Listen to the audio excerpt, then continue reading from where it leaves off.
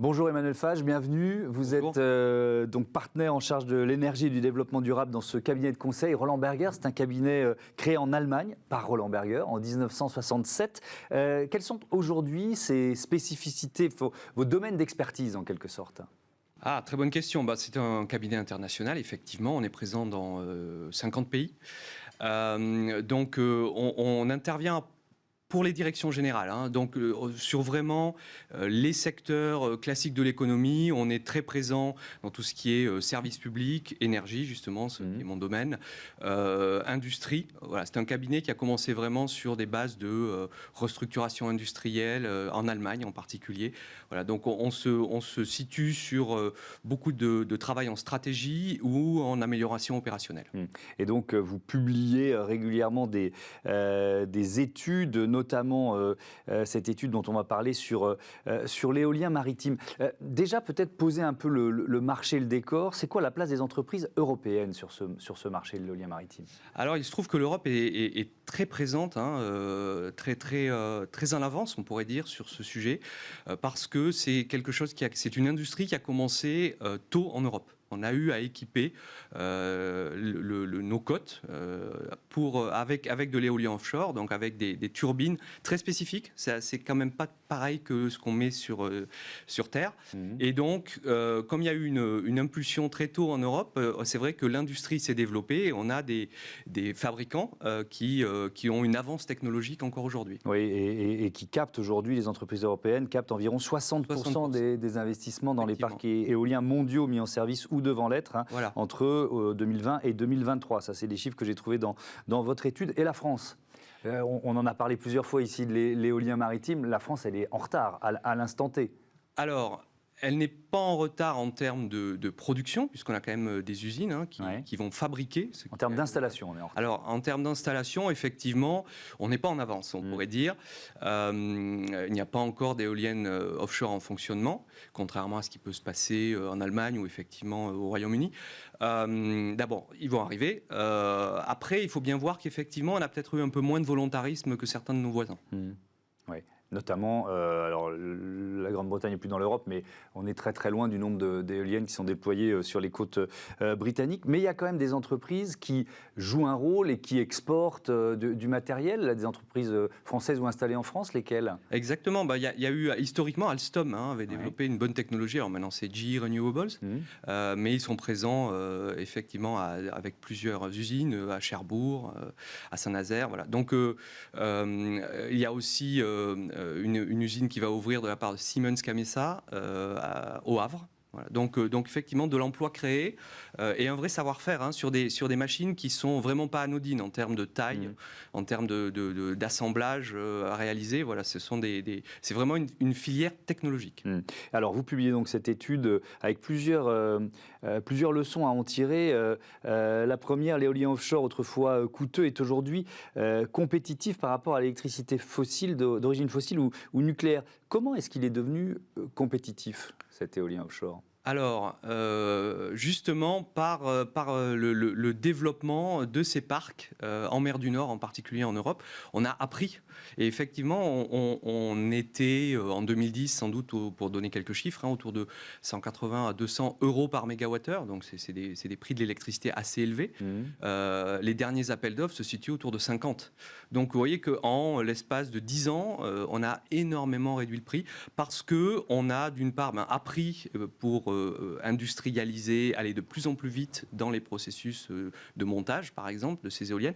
Et puis aussi, technologiquement, on a commencé à fabriquer des machines de plus en plus grosses, ce qui permet de réduire les coûts fixes lors des projets. Donc ça veut dire que cet éolien maritime, il est de plus en plus, il l'était déjà, mais de plus en plus intégré aux stratégies globales des États, aux stratégies de décarbonation des États, ce qu'on appelle le mix énergétique?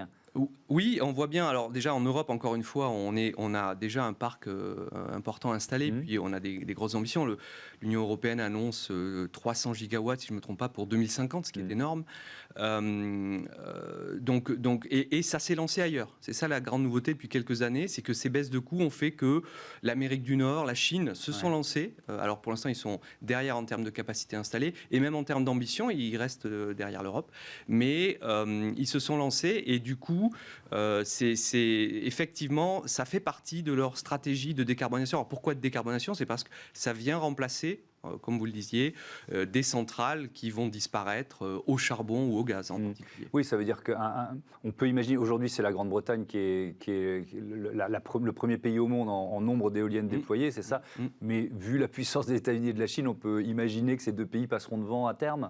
Alors, en tant que pays, oui. Après, l'Union européenne devrait continuer à avoir une bonne avance, même à l'horizon 2050, c'est plus difficile à dire, mais en 2030, je crois qu'avec nos 300 gigawatts, si on les réalise, on sera encore assez loin devant les États-Unis, qui, je crois, ambitionnent à peu près 75 gigawatts. Vous voyez, ça vous donne c'est une vraie différence. C'est une vraie différence. Alors, avec aussi cette notion d'intégrer l'éolien maritime dans le développement de la filière hydrogène. Comment ça marche, ça?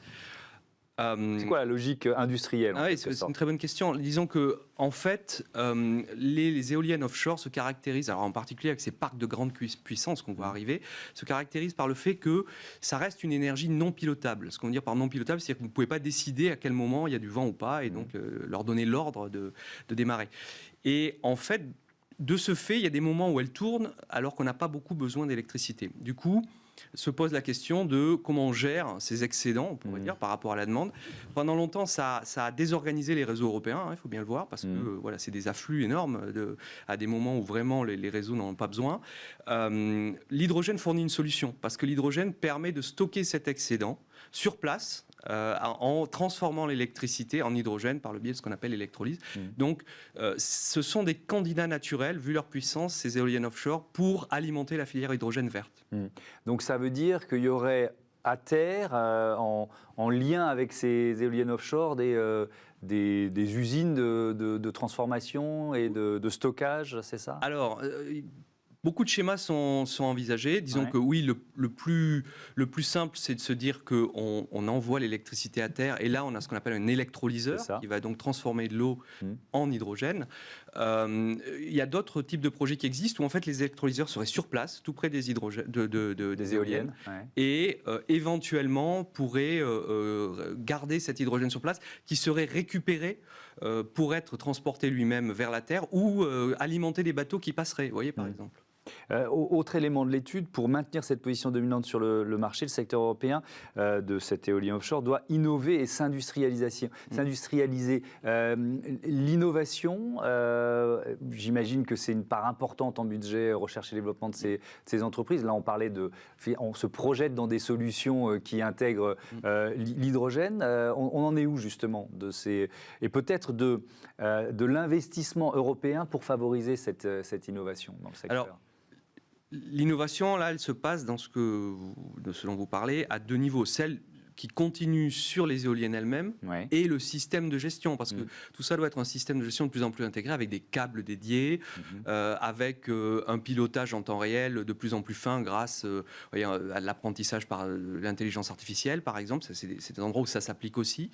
On essaie aussi de mettre en place ce qu'on appelle de la maintenance optimisée, pour réduire les coûts, parce qu'en fait, ce qui coûte cher dans une éolienne offshore, c'est le milieu marin, qui est très compliqué à gérer, en termes d'intervention.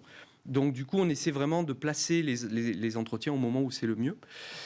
Donc, il y a la partie éolienne, et puis il y a la partie hydrogène, où là, on continue à innover. Et là, on parle surtout de savoir-faire des électrolyseurs, ou en gros, toute la filière, la supply chain hydrogène, de plus grande taille. L'enjeu, c'est vraiment de passer à des tailles industrielles, parce que, historiquement, l'électrolyse était quelque chose qui se faisait dans des petites capacités. Là, on est en train de parler de très grosses capacités à déployer pour se connecter à ces éoliennes. Alors, c'est pas particulièrement détaillé dans l'étude, mais quand on parle d'éolien terrestre ou d'éolien offshore, il y a toujours la question de l'acceptation, et peut-être d'ailleurs que ça passe par l'innovation aussi. On en a parlé plusieurs fois dans ce Smart Impact. Souvent, les projets sont d'autant mieux acceptés qu'il y a une association des riverains, un intéressement même financier. Est-ce qu'on peut développer l'éolien offshore sans intégrer cette dimension-là ? Vous avez tout à fait raison. C'est sans doute, vous parliez tout à l'heure du retard français. Je pense qu'on n'a pas bien planifié tout ça en France, hein, sans attribuer spécifiquement de responsabilité. Mais au total, l'éolien offshore, ça occupe pas un énorme territoire marin. Vous voyez, on doit arriver à. Mais il faut gérer effectivement l'impact environnemental. Il faut gérer les pêcheurs. Bon, que tout ce qui et puis la faune aussi. Donc tout ce qui vivait là continue à vivre sans être dérangé. Et donc on n'a pas peut-être su socialement mettre en place les mécanismes de consultation ou d'idées qui ont permis de rendre ça plus acceptable. Alors, il faut quand même voir que c'est plus acceptable offshore que l'onshore. Et plus il est loin, plus c'est acceptable parce qu'on va se retrouver dans des endroits. Voilà. Donc la question, et je reviens à votre point sur l'innovation, c'est comment on arrive à faire des éoliennes qui sont de plus en plus loin des côtes, tout en restant rentable, parce que là, on sait qu'on va diminuer l'impact visuel, etc. Et donc là, l'innovation, elle vient des câbles, par exemple, comme on fait pour tirer des câbles sur une si grande longueur. Et puis, on ne peut plus poser les éoliennes au fond, hein, on ne peut plus avoir de fondation, et on passe à ce qu'on appelle l'éolien flottant.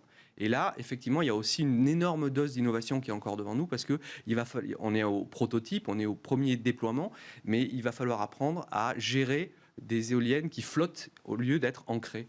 Et ben voilà, par des fondations. Des perspectives passionnantes. Merci beaucoup, merci Emmanuel Fage. Merci à bientôt sur Bismart. On passe à notre débat tout de suite.